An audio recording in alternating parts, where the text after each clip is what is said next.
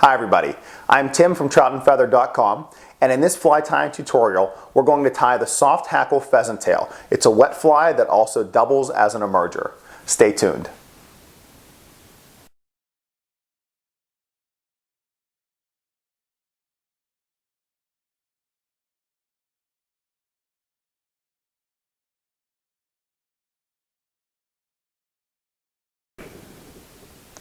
Let me give you a quick 360 of this fly before we start tying. Then I'll point out a few things to watch for during the actual tying. For starters, it's going to be tied on an Allen fly fishing hook, their W501BL. That BL designation means that it's barbless. It's also a little bit of a heavier wire hook, so it's going to help this fly just sink a little bit through that surface film. You're also going to notice that Antron style tail. It's going to have some nice translucency to it. It's going to appear just perfect whenever it's wet. We're going to be tying the body with pheasant tail. I really can't say enough great stuff about pheasant tail fibers for a body material. You'll also notice a peacock dubbing. It's going to be a really neat dubbing that I recommend, and you can really see that dubbing right now on this fly, and it's going to even be more prominent whenever it's wet. Then finally, we're going to finish everything off with some Hungarian partridge legs. They're going to just be moving great in that water.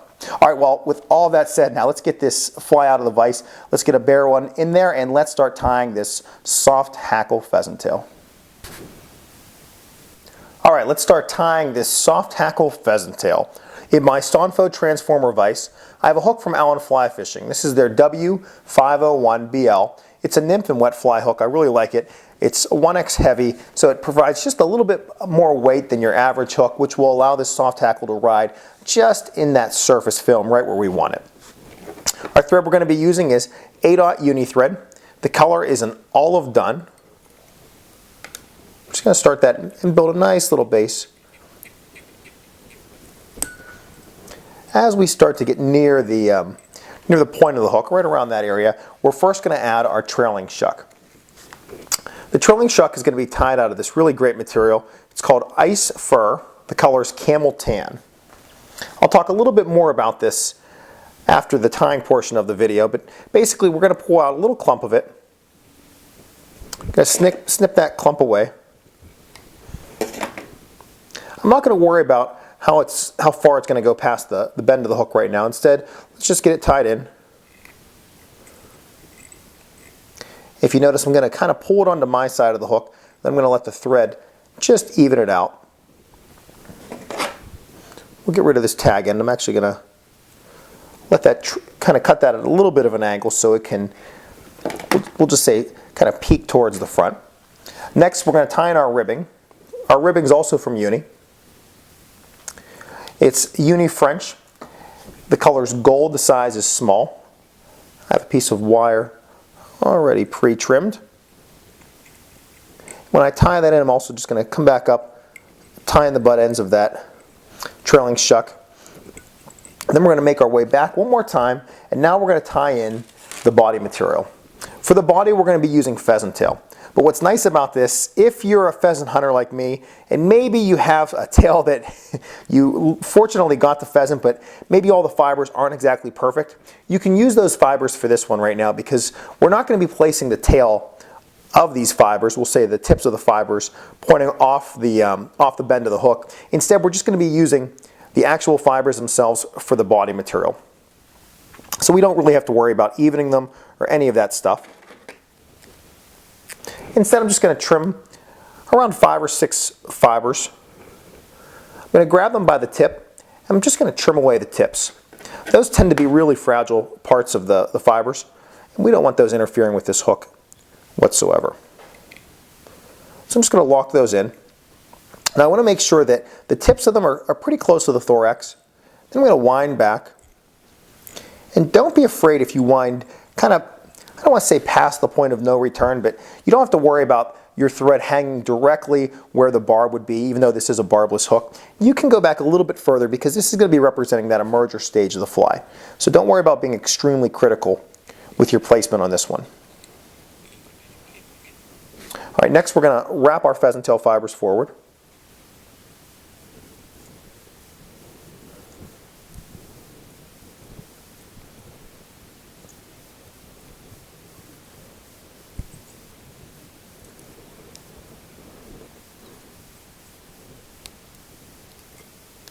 Get those locked in place.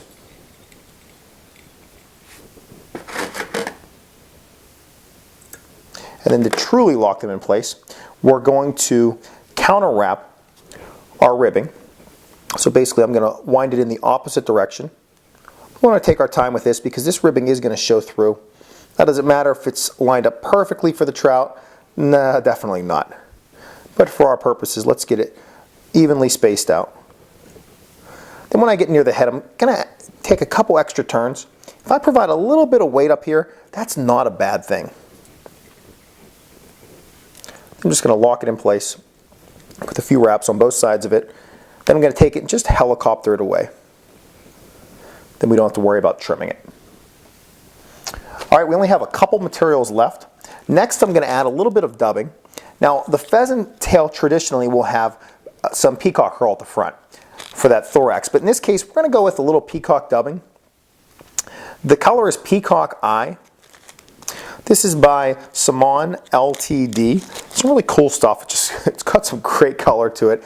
It really takes on different colors. Now I'm going to be using this to kind of mimic something similar to, we'll say, a sulfur PMD.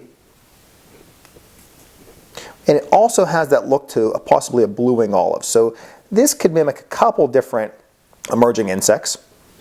We don't have to apply a lot of dubbing on it. I have about 1.5 inches for my noodle, and that's probably going to be a little too much. I'm just going to start right where that pheasant tail ended. Just make a few wraps up, and that's it. Now, if you don't like seeing all these fibers just kind of bugging out like that, you can trim them away, but I prefer to see that. That really doesn't concern me. I just want to make sure that it's even the whole way around. It is. There's no gaps showing, so we can add our final material, and that's going to be a Hungarian partridge feather. Now we're going to be using this as a soft hackle. So this is one of the Hungarian partridge feathers. It comes from around the neck area. Whenever I first took this feather off the skin, it had obviously both sides of the fibers, and there's all this scruffy stuff on the bottom. So I pulled all that scruffy stuff away. And then I stripped off the left side. Then I stroked these fibers back to kind of expose this little triangle in a sense. That's going to be my tie-in point. So I'm actually going to tie this in by the tip. I'm going to trim that little triangle away. I'm going to grab my hackle pliers, and then I'm going to wrap this around just like you would any other feather. So let's first tie it in at that little triangle point.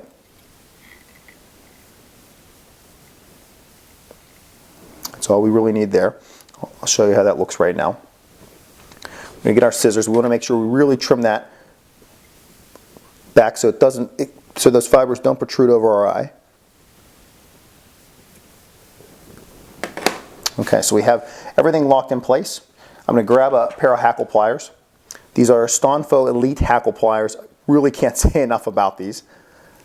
I'm just going to grab the stem, and I'm going to make about 1 or 2 turns. Let's just see how it looks after one. It's really sparse, and that's okay. I want it sparse. I'm going to continue. I'm going to make it about another half turn, maybe 3/4 of a turn, right to there. Then I'm going to take my thread and just kind of wiggle it through so I don't trap all those fibers down. I only need to do that just a couple times to really lock these fibers in place. Now I can release the stem. At this point I'm going to take all those soft hackle fibers, all those partridge fibers, just hold them back and finish the head of the fly. Now we have a really nice clean head. If you feel like you're going to lose things, you can put a quick half hitch. Otherwise, I'm going to go right to my whip finish. Again, just hold all those fibers back for now.